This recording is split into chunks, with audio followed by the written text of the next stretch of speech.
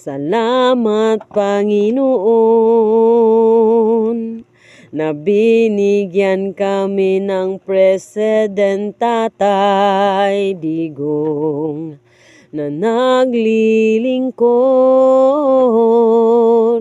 sa aming bansa ng buong tapat at sinugpo niya ang mga masasama. Sa aming dalangin, Panginoon, siya'y pauwiin sa aming bansa at siya'y aming makapiling. Kahit hindi niya kami kilala, na nagmamahal sa Kanya, dinggin mo po, Panginoon.